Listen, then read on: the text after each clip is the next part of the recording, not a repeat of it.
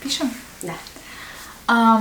Okay, hey guys, so at the moment my most popular video on my channel is Korean Study So Hard. So I decided to record another video on the related topic, telling you why Koreans actually study so hard and what studying in Korea looks like, their educational system in school and university, and the work-life balance after they graduate. I took a lot of notes over here, you can see, and also I asked some of my Korean friends who are right now in Korea of some facts I knew before, and I wanted to clarify if that's true or that's not.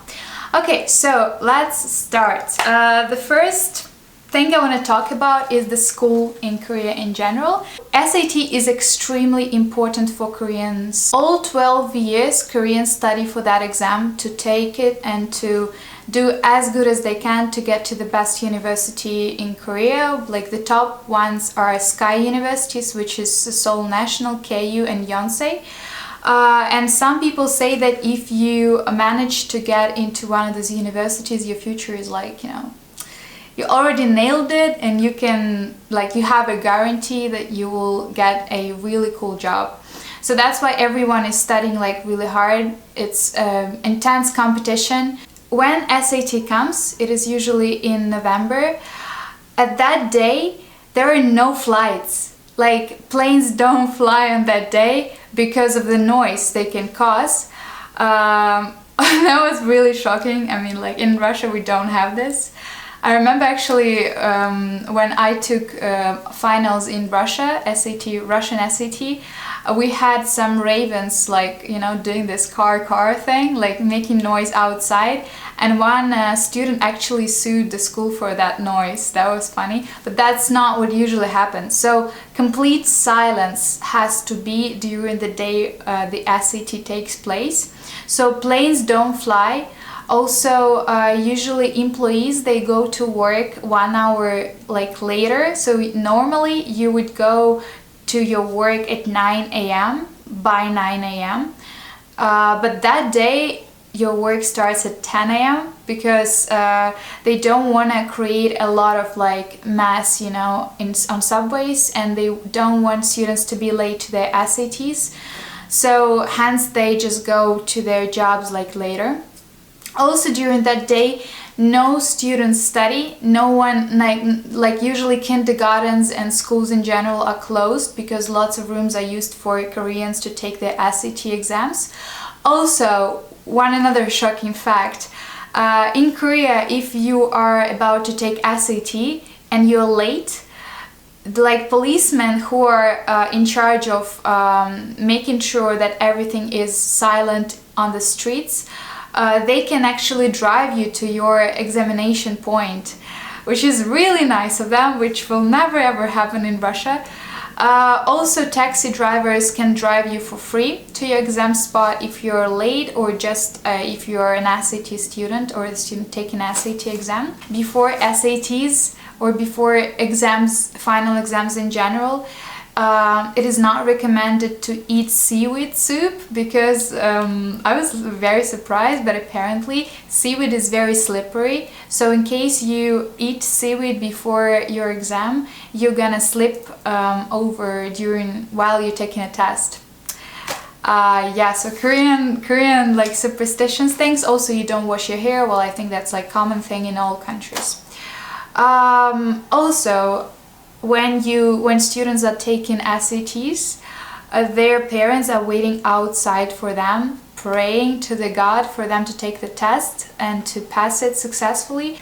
Also, my buddy Kate, I hope she doesn't mind, I will reveal this fact to the whole YouTube, but she actually told me that you have SAT only once a year, but you have 2 days when you can try, do trial tests, which are, I think, June and August or September.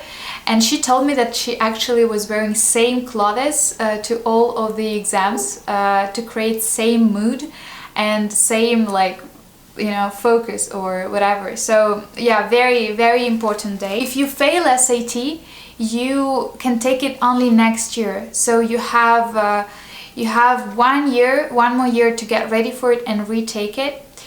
A lot of students can't handle the pressure, and it's extremely stressful for them. So as you might know, the suicide rate in Korea is very high. It's one of the highest. I'm not sure if it's the highest, honestly. I would not say that, but it's one of the highest in the world for that reasons, because there is pressure. It's extremely stressful, and the students study like 24/7. And so like during the school days, you know, they come to school at like 9 a.m. in the morning, then they study till 3 p.m. and then they have the Hagwon. The Hagwon is the like extra studies you do, and they usually do it until like 11 p.m. at night. And then I was, you know, when I was in Korea, I was very surprised that subway in Korea works until 1:30 a.m. in the morning, until 1:30 a.m. on work days, but it works until 11:30 on the weekends, because in Russia it's vice versa. Like on weekends you go party, but in Korea you study until so late, so subway closes really late as well. So now when students pass successfully their SATs, they go to the university.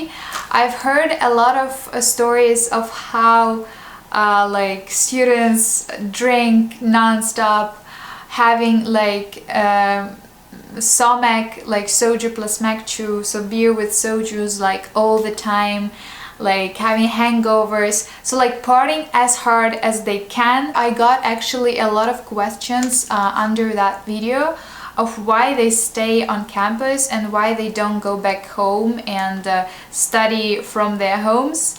I have a friend, and he actually stayed on campus all week without taking a shower or without going to bed, so he slept on his desk at the library. And you know, I was one of those students.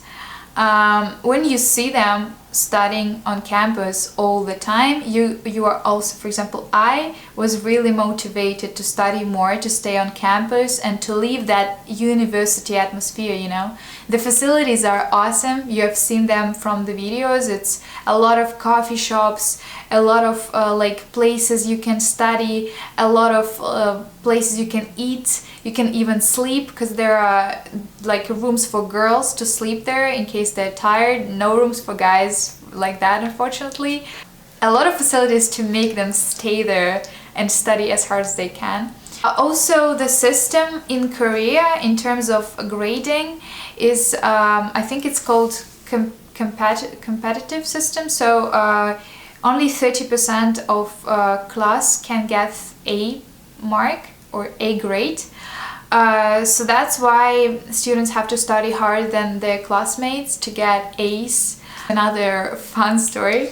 I have a friend, and it was like my last day in Korea, or the day before I left, and he had his final exam, and we met at Myeongdong, which is like a shopping area. He had his final scores ready, and he told me like, "Oh Mary, I'm so upset, because I got 98 out of 100. I made one mistake and I'm super upset, super sad." And I was really shocked, because I mean, just come on, 98, it's a lot. It's just one like mistake made. Lots of my friends, they say that the system is efficient and that it's good and that they would not like to change it, although they admit that for such studies as math, for example, or computer science, it is very good because it requires a lot of memorization. But those courses or those majors which require creativity, not really good, because you're all taught to think in the same exact way.